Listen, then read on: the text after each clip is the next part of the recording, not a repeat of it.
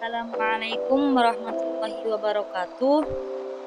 Nama saya Elis Sri Mulyani, mahasiswa dari Universitas Pancasakti Bekasi, Fakultas Ekonomi dan Bisnis, Prodi S1 Manajemen. Yang terhormat Bapak Syukri Hamdi SEMM, selaku dosen pengampu dari mata kuliah pengantar akuntansi. Adanya video ini untuk memenuhi tugas TS dari mata kuliah pengantar akuntansi.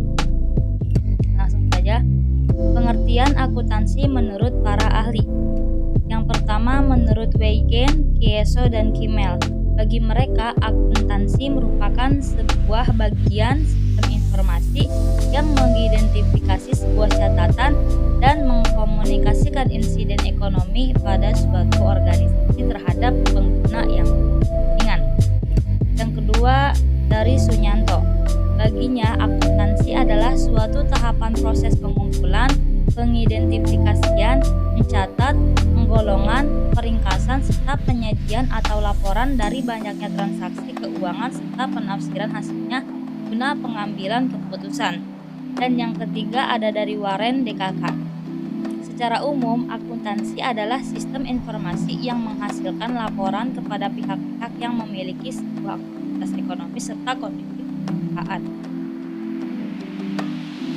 Kegunaan informasi akuntansi.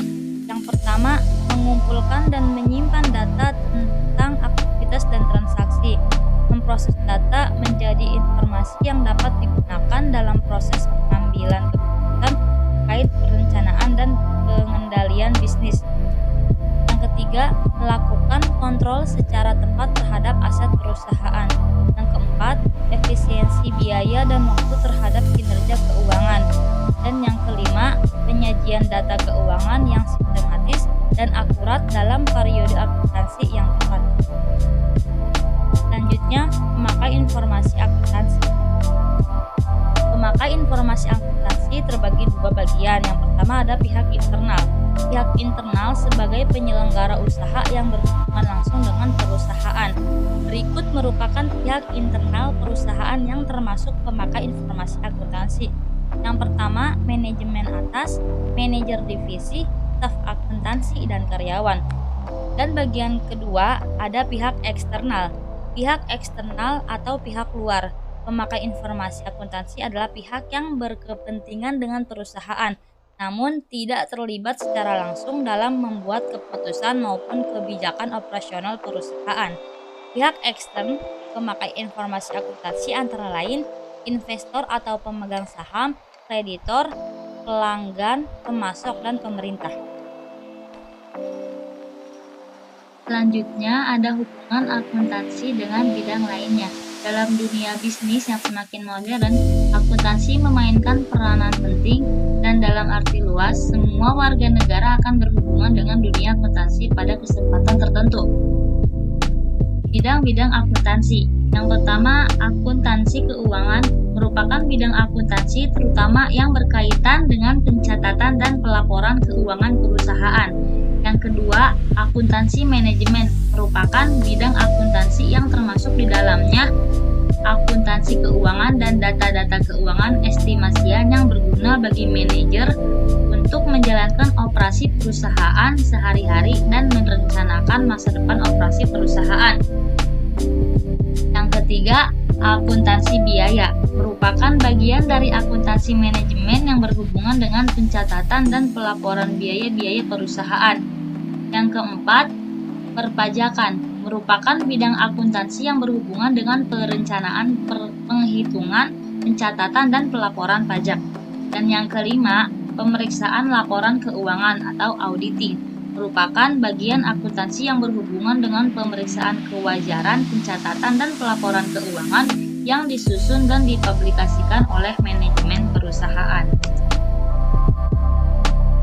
Kemudian jenis pekerjaan akuntan. Yang pertama, akuntan pabrik.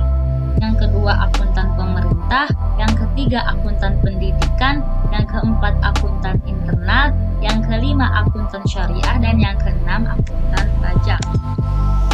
Bidang-bidang akuntansi.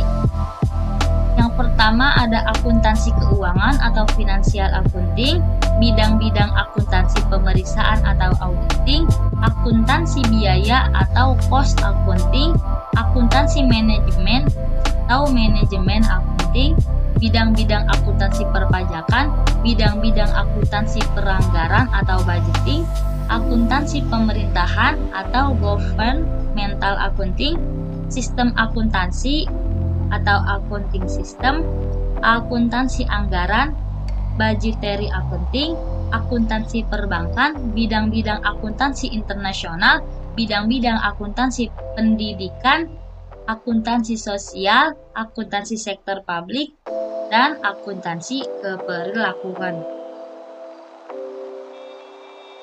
Selanjutnya ada badan usaha. Pengertian badan usaha. Badan usaha adalah suatu kesatuan organisasi dan ekonomis yang mempunyai tujuan untuk memperoleh laba atau keuntungan dan memberikan layanan pada masyarakat.